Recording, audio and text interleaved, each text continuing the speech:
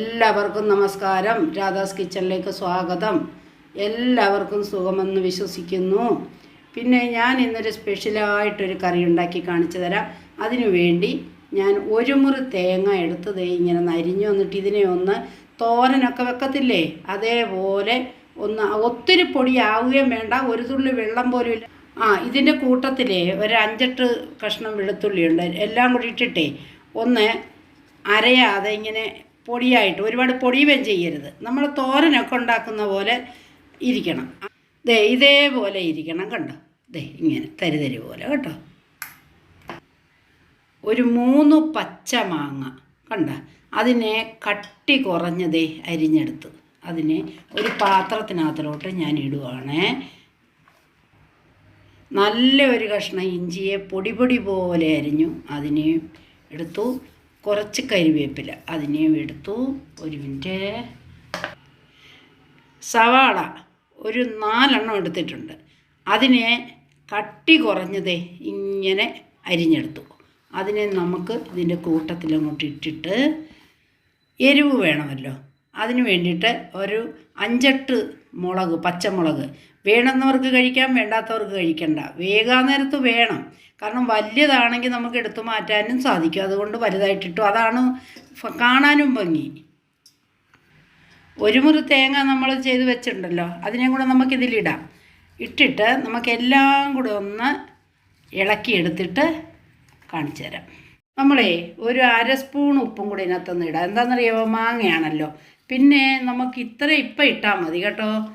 നമ്മൾ 1/2 കിലോ ചെമ്മീൻ വാങ്ങിച്ചിട്ട് വൃത്തിയാക്കി എടുത്തിരിക്കുന്നതാണ്, കണ്ടോ? ഇത് വലുതും ചെറുതും ഒക്കെ കിട്ടുന്നത് പോലെ ഏതാ ഇഷ്ടമെന്ന് വെച്ചാൽ അതുപോലെ ചെയ്യാം കേട്ടോ. ഇതുപോലെ കണ്ടോ, വലിയതാ കണ്ടോ. അങ്ങനെ എടുത്തു.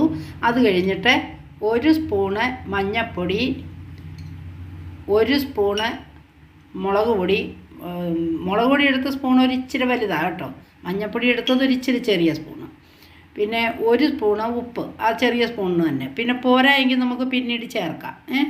പിന്നെ 1 ടേബിൾ സ്പൂൺ നിറച്ച് മല്ലിപ്പൊടി. ഇത്രയും കൂടി ഇട്ടിട്ട് നമുക്ക്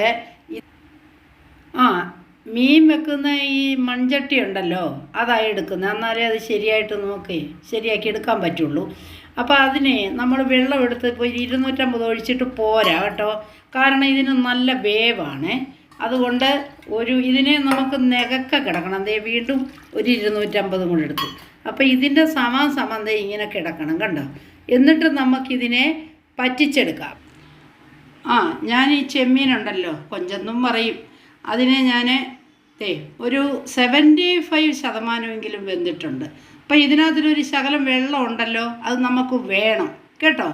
നമ്മൾ ഈ ചെമ്മീനുണ്ടല്ലോ, അതിനെ പറ്റിച്ച് വെച്ചിരിക്കുക. അപ്പം അതിനകത്തും നമ്മൾ ഉപ്പും മഞ്ഞൾപ്പൊടിയും മുളക് പൊടിയും ഇട്ടിട്ടാണ് പറ്റിച്ച് വെച്ചിരിക്കുന്നത്. അതുകൊണ്ടാണ് മാങ്ങയിട്ട ഈ അരപ്പിനകത്ത് 1/2 സ്പൂണ് ഉപ്പിടാനുള്ള കാരണം. ഉപ്പ് കൂടി പോകുക ബുദ്ധിമുട്ടല്ലേ. അപ്പം പിന്നീട് ടേസ്റ്റ് ചെയ്ത് നോക്കുക, എന്നിട്ട് വേണമെങ്കിൽ നമുക്ക് ചേർക്കാം. ഇതെല്ലാം കൂടെ കണ്ടോ, നനവും എല്ലാം ഉണ്ടല്ലോ. അപ്പം അതിനെ നമുക്കൊന്ന് മാറിച്ചിട്ടിട്ടേ ഒന്ന് ശരിയാക്കി വെച്ചിട്ട് ബാക്കി ചെയ്യാം. നമ്മളിതെല്ലാം കൂടെ ഇളക്കി കണ്ട. അത് കഴിഞ്ഞ് ഹൈയിലിടരുത് കേട്ടോ, മീഡിയത്തിൽ കൂടുതൽ ഒട്ടും ഇടരുത്. സിമ്മിലായാൽ ഒന്നുകൂടെ നല്ലത്. ഒരു 15 മിനിറ്റ് നേരം ഈ അടപ്പും കൂടെ വെച്ചതിന് ശേഷം അങ്ങനെ നമ്മളുടെ കറി റെഡിയായി. ഇതേപോലെ എല്ലാവരും ഉണ്ടാക്കി കഴിച്ചിട്ട് എന്നെ ഒന്ന് പ്രോത്സാഹിപ്പിക്കണമെന്ന് ഞാൻ അപേക്ഷിക്കുന്നു.